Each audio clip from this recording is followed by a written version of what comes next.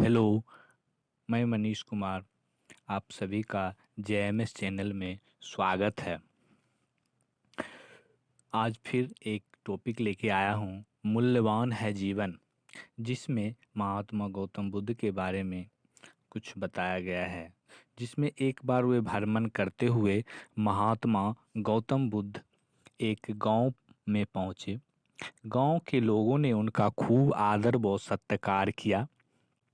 ग्रामीणों ने महात्मा बुद्ध से अपने गांव में ठहरने का आग्रह किया। महात्मा बुद्ध ग्रामीणों के आग्रह पर उस गांव में ठहर गए। सुबह शाम उनके प्रवचन होने लगे। बुद्ध के सत्संग में आसपास के कई गांव के लोग प्रवचन सुनने आने लगे। उस गांव में बुद्ध के सत्संग का आज आखिरी दिवस था। सत्संग में शामिल कई लोगों के मन में कई जिज्ञासाएं थी।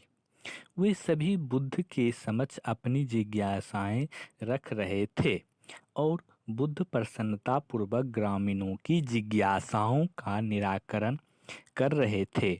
बुद्ध की कही गई बातें लोगों के दिल को छू रही थी। बुद्ध की वाणी मानो लोगों के हृदय में उतर रही थी। लोग बुद्ध द्वारा बताई गई बातों को अपने जीवन में उतारने व अपनाने को प्रसन्नतापूर्वक राजी हो रहे थे। वे लोगों की समस्याओं का निराकरण कर रहे थे और लोग संतुष्ट हो रहे थे। बुद्ध और लोगों के बीच हो रही वार्ता को पीछे खड़ा एक व्यक्ति बड़े ध्यान से सुन रहा था। उसके मन में भी कुछ प्रश्न थे, जैसे कि मृत्यु क्या है, मृत्यु के बाद मनुष्य का क्या होता है, स्वर्ग नरक की अवधारणा कहाँ तक सच है आदि।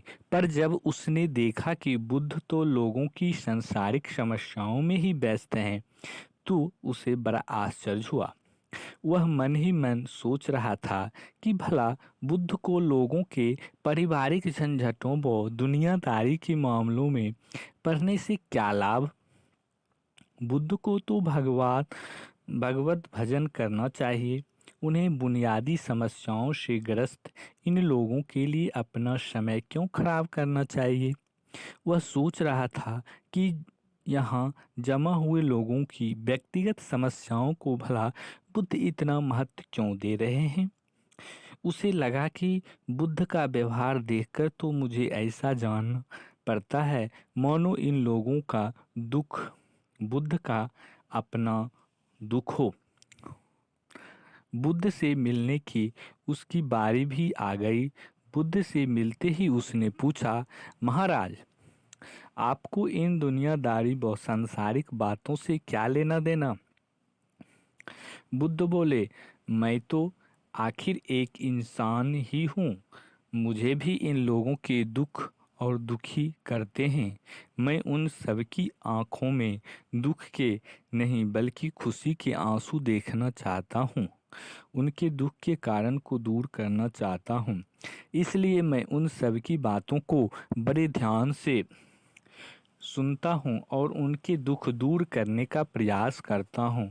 फिर उनकी आंखों में खुशी के आंसू देखकर मुझे भी खुशी होती है।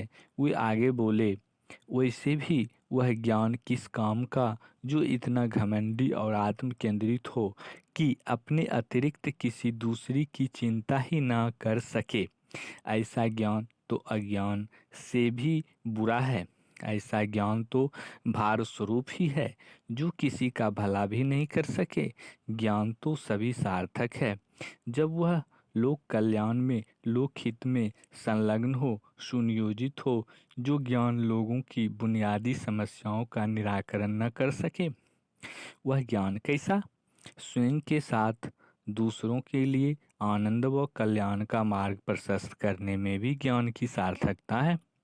बुद्ध आगे बोले, वत्स, मुझे पता है कि तुम्हारे मन में मृत्यु विषयक प्रश्न उठ रहे हैं। मृत्यु के उपरांत क्या होता है यह तुम जानना चाहते हो। पर तुम पहले मेरी एक बात का जवाब दो। अगर कोई व्यक्ति कहीं जा रहा हो और अचानक कहीं से आकर उसके शरीर में एक विषैला बाण घुस जाए तो उसे क्या करना चाहिए।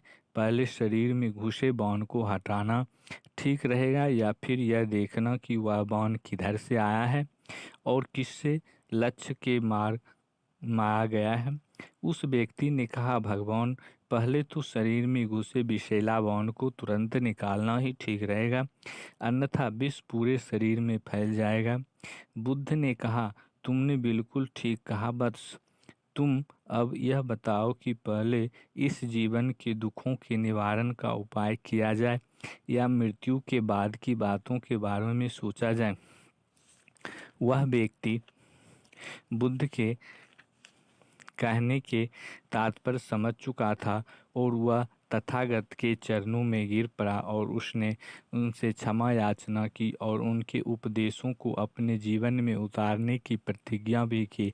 वास्तव में जीवन मृत्यु से अधिक मूल्यवान है, महत्वपूर्ण है। जीवन को जी भर कर जीने के लिए, जीवन को आनंद से भर लेने के लिए जीवन से जुड़ी समस्याओं का समाधान भी उतारना आवश्यक है।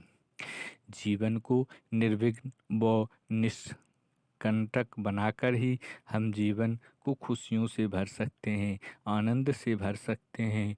बुद्ध पुरुषों के द्वारा प्रदत्त ज्ञान का जीवन को निष्कंटक व निर्विघ्न बनाने का सशक्त साधन है। हमें इसी ज्ञान की उपासना करनी चाहिए। जय हिंद, जय भारत।